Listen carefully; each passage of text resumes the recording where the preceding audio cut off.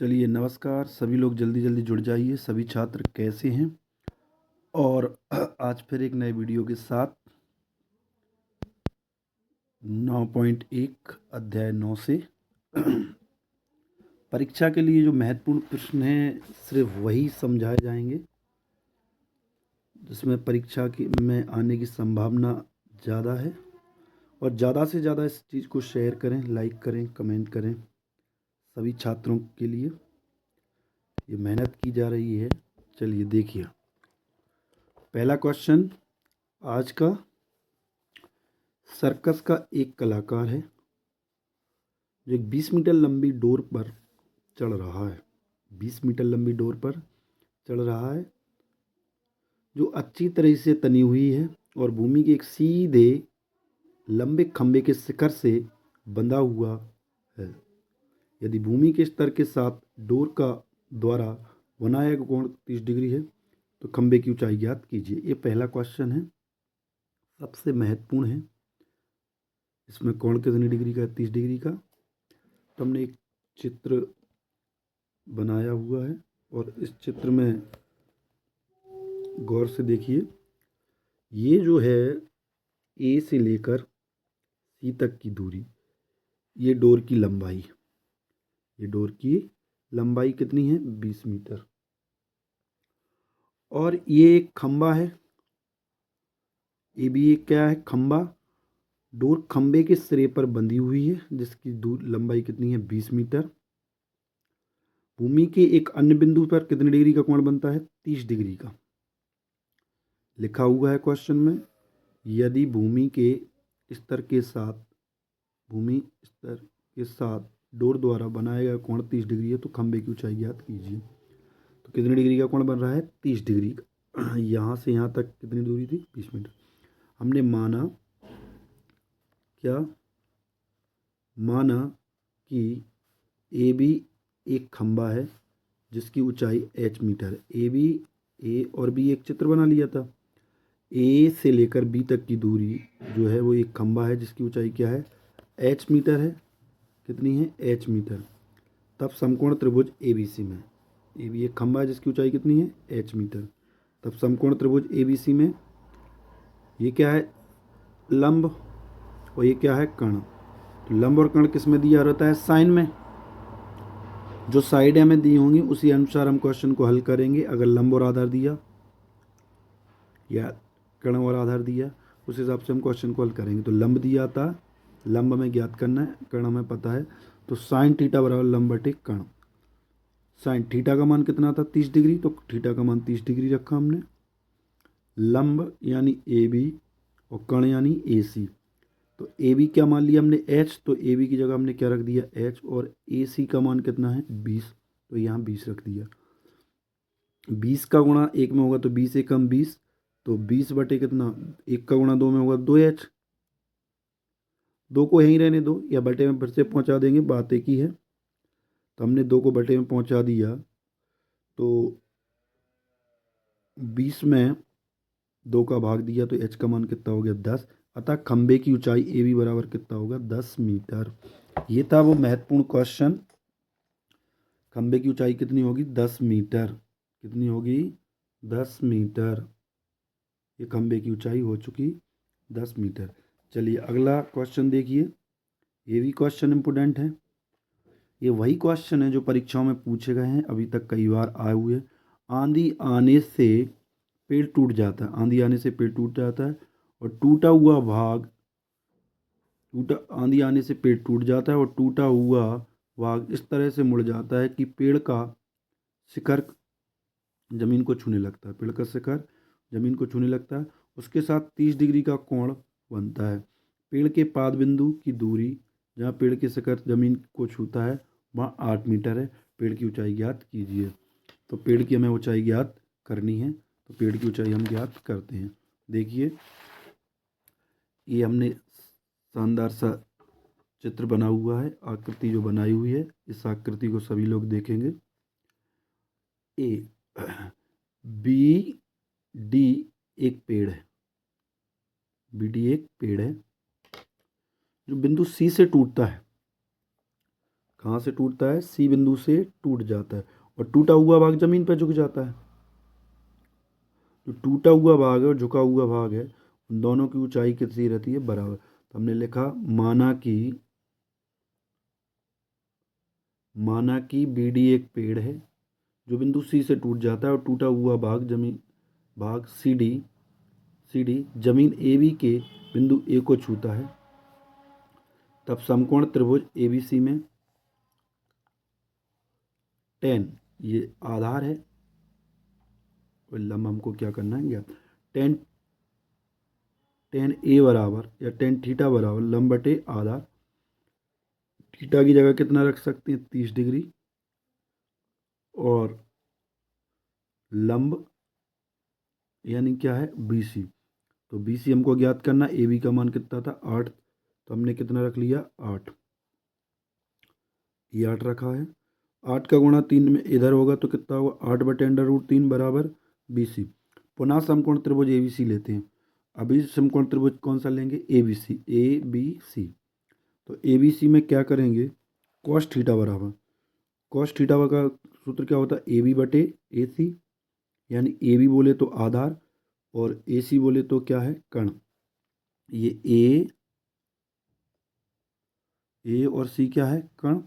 A B बोले तो क्या है? आधार। तो कॉस थीटा बराबर ए बी बटे ए सी। थीटा का मान कितना रखेंगे? 30। ए बी का मान कितना आता? तो 8 रख दिया। ए सी का मान हमें निकालना है।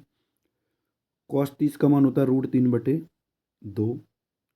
ए सी का गुणा इधर करेंगे, 8 दूनी कितना होगा? 16। √3 को इधर बटे में पहुंचा देंगे। ए सी का गुणा 3 में किया तो √3 ए सी और 8 दूनी कितना हुआ? 16। √3 को बटे में पहुंचा दिए तो ए सी बराबर 16/√3। चूंकि ए सी और सी डी दोनों कैसे होंगे? बराबर। तो हमने ये बराबर लिख दिया। जो लंबाई ये है वही तो ये है। तो ए सी और सी डी कैसे होंगे? बराबर। ए सी, ये ए और सी डी दोनों कैसे होंगे? बराबर। तो हमने ये लिखा ए सी बराबर सी डी। तो ये ए सी का मान है, इस मान की जगह हम सी डी भी रख सकते हैं। तो हमने क्या रख लिया? अर्थात सी डी बराबर 16/√3 मीटर। अतः पेड़ की ऊंचाई, तो पेड़ क्या था? इन दोनों को जोड़ देंगे, B C plus C D. अतः पेड़ की ऊंचाई क्या है? Total B D. अतः पेड़ की ऊंचाई B D, B C plus C D दोनों को जोड़ दिया। बी सी का मान कितना था? 8/√3। ये जो मान था वो बी सी का मान था 8/√3। तो 8/√3 रखा हमने यहाँ पे। और सी डी का मान कितना था? 16/√3। दोनों का एलसीएम लेंगे, √3 आएगा। 16 में 8 जोड़ेंगे 24। इसका हर का परिमेकरण करेंगे, हर का परिमेकरण तो 24/√3। √3 का ऊपर गुणा √3 का, √3 का गुणा 3 में होगा तो 3 बचेगा। 24 में 3 का भाग देंगे तो 8 बचेगा। तो 8/√3 मीटर। अतः पेड़ की ऊंचाई 8/√3 मीटर होगी। इसकी ऊंचाई बी डी जो थी उस पेड़ की ऊंचाई कितनी होगी? 8/√3। तो ये था वो क्वेश्चन। वारी महत्वपूर्ण क्वेश्चन है, आप इस तरीके से हल कर सकते हैं। चलिए अगला क्वेश्चन देखेंगे। अगला क्वेश्चन क्या है? Question number 3। भूमि के एक बिंदु से जो मीनार के पाद बिंदु से 30 डिग्री की दूरी पर है। कितनी डिग्री पर है? 30 डिग्री। मीनार के शिखर का उन्नयन कोण 30 डिग्री है। मीनार की ऊंचाई ज्ञात कीजिए। मीनार की ऊंचाई ज्ञात कीजिए। माना कि एसी एक पतंग की डोरी है। एसी क्या? एक पतंग की डोरी है और जिसकी लंबाई एल मीटर है। क्या मान लेंगे? L metre.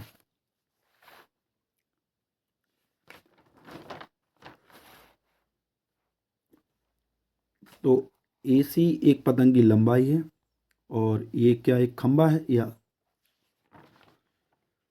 ये मीनार है। ये बी सी क्या है? एक मीनार है जिसकी ऊंचाई दी थी 60 मीटर और ए सी जो है वो एक पतंग की लंबाई है, डोरी। क्वेश्चन में लिखा हुआ था मीनार की ऊंचाई ज्ञात करना है।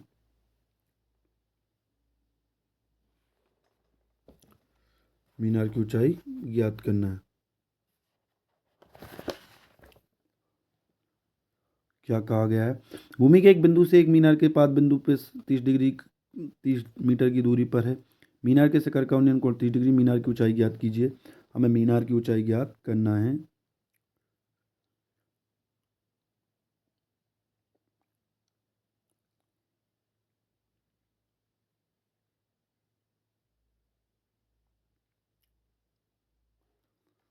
चलिए, माना AC एक पतंग की डोरी है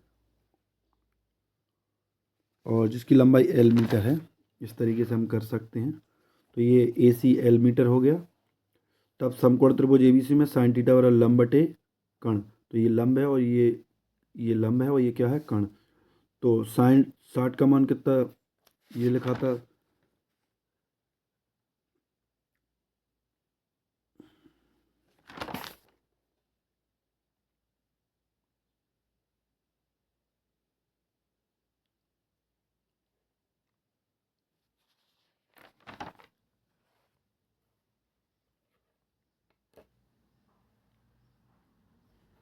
ये कोण जो है वो 60 डिग्री है, 30 नहीं है। ये क्वेश्चन थोड़ा सा गड़बड़ है। तो साइंस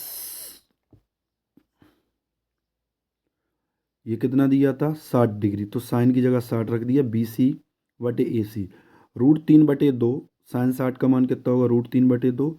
और BC का मान 60 था तो हमने 60 रख दिया। ये भी 60 दिया हुआ है, ये दोनों 60 हैं।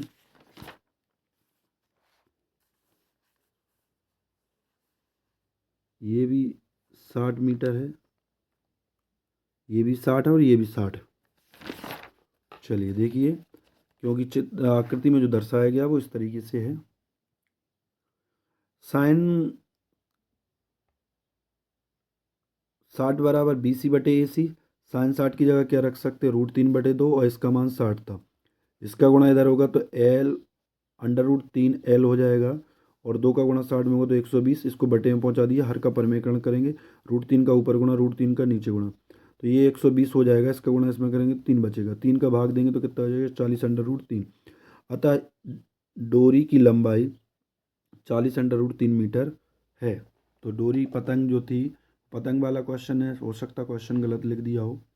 चलिए, आप इस तरीके से हल कर सकते हो। जो आंकड़े दिए थे उस अनुसार हमने हल किया है। डोरी की लंबाई पता चल गई। अगला क्वेश्चन देखेंगे। भूमि के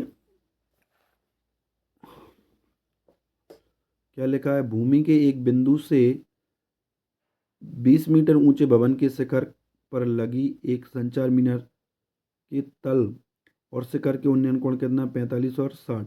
मीनार की ऊंचाई ज्ञात करना है। तो ये एक भवन है, BC एक भवन है। भवन के ऊपर एक संचार मीनार लगी हुई है। इसकी ऊंचाई कितनी थी? 20 मीटर। और मीनार की ऊंचाई हमको क्या करना है?